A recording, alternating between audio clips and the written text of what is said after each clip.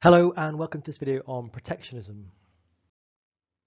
So in this video we're going to look at the reasons for protectionism and then the different ways in which a government might be able to introduce protectionist measures.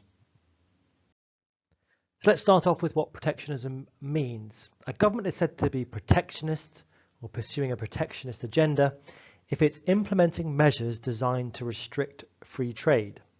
So the opposite of trade liberalisation.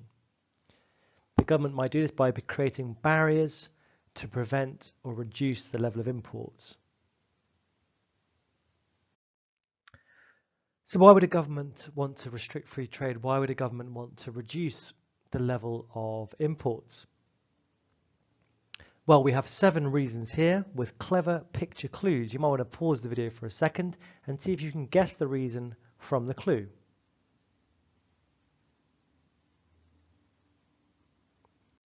Well, let's see if you guessed correctly. Image A was meant to represent the desire to protect geriatric, and by geriatric we mean old, well-established industries. For example, in America, like the car industry, we might want to protect jobs in that industry, protect that industry and those businesses. So we want to restrict the level of imported foreign cars. Or we might also want to protect infant industries, new industries that are growing.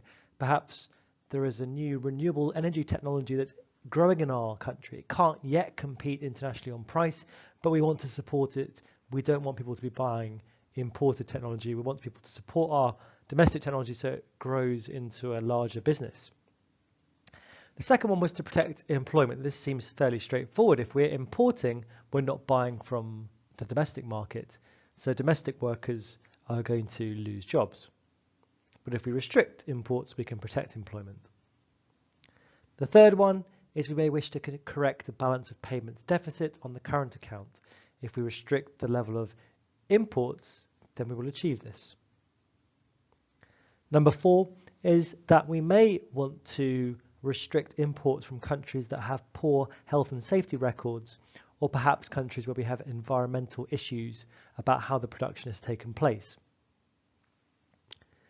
E was for strategic reasons. Do we really want to be importing all of our food from another country? What happens if, for some particular reason, they decide not to deliver those? We're very reliant on that country. So there may be strategic reasons that in key industries we don't want to be reliant on imports. The government may wish to put taxes on imports in order to generate tax revenue. Also, if domestic businesses are have customers, they will generate corporation tax for the government. And finally, we may do it in retaliation. If one country or one government has restricted imports from our country, well, we're going to restrict their goods coming into our country. Another reason for protectionism is to prevent dumping, and you might see that I haven't put a picture clue in for this one. Dumping occurs when a country exports kind of spare capacity or exports excess supply produced in its economy to another economy. And it does this at below the average cost of production. Maybe it has had a very good harvest or has excess capacity in a particular industry. And so, those goods have no real value to them. We just want to get any sort of marginal revenue that we can. And so we're going to sell them at whatever price we can abroad. So we export the goods at below the average cost of production. So it's kind of like a form of predatory pricing that's coming into our market. And we might want to prevent that because it's going to make our domestic companies suffer. And we can justify this by saying that it unfairly distorts comparative advantage. An example might be China's steel industry, which has significant excess of capacity. And then China has been accused of dumping all this excess steel on the European market at very low prices, selling them for less than the cost of production in order to recoup variable costs rather than fixed costs. And this makes it harder for EU steel producers to compete. So what can a government do if it wants to restrict imports? Well, we're going to look at 4 main tactics that the government can use. The first one is tariffs. A tariff is a tax or a duty that raises the price of imported products. sometimes referred to as customs duties. Here are some examples.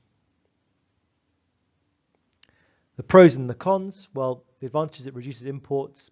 A key one for government, it provides tax revenue. And products are still available for those that really want them and can pay. On the flip side, it does depend on the price elasticity of demand for imports. Just because we make them more expensive, if they're price inelastic, it won't necessarily reduce demand.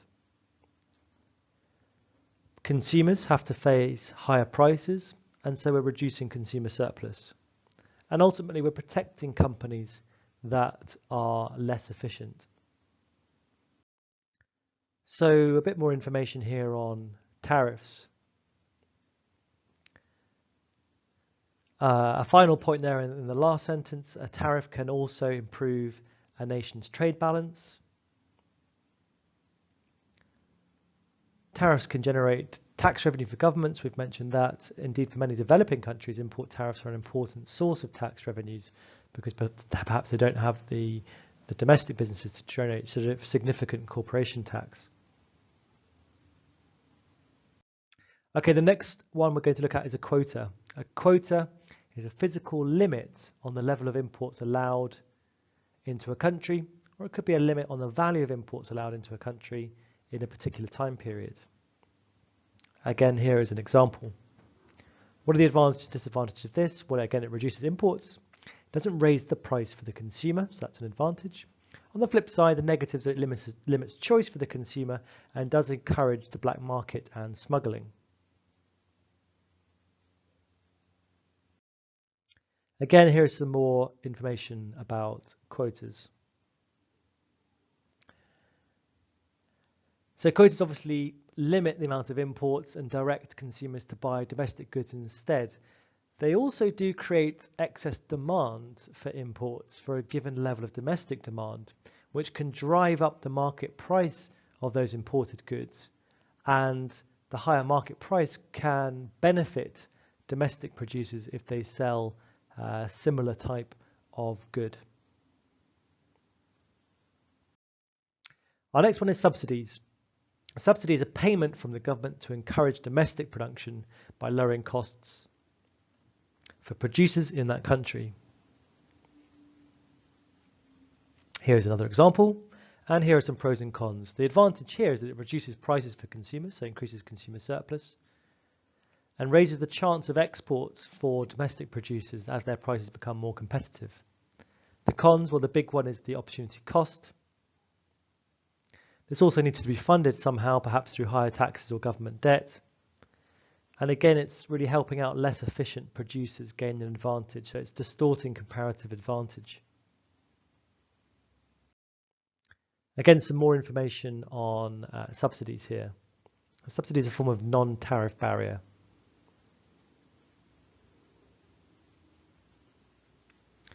We might always evaluate it by talking about it depends on the size of the subsidy.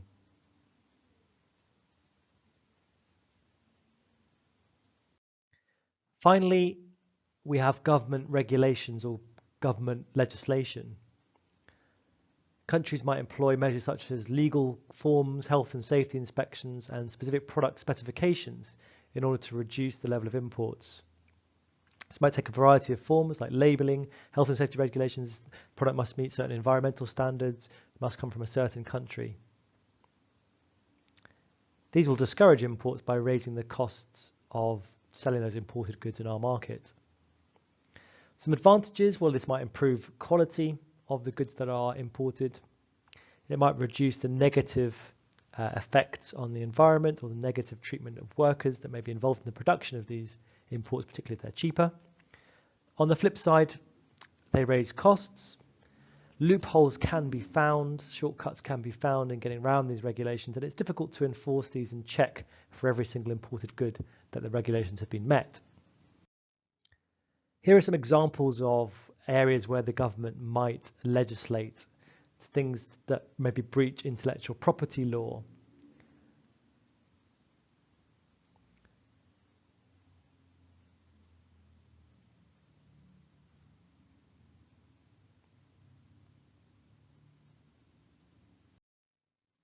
So what are the arguments against protectionism? Well, if we place tariffs or subsidize our domestic companies, then another government might decide to do the same thing. And so it's no real win, it's a lose-lose. We're distorting the market. The prices of these products no longer reflect the cost of making them. They no longer act as an incentive or a signal. We lose a lot of the market mechanisms, key features, because the prices are being distorted.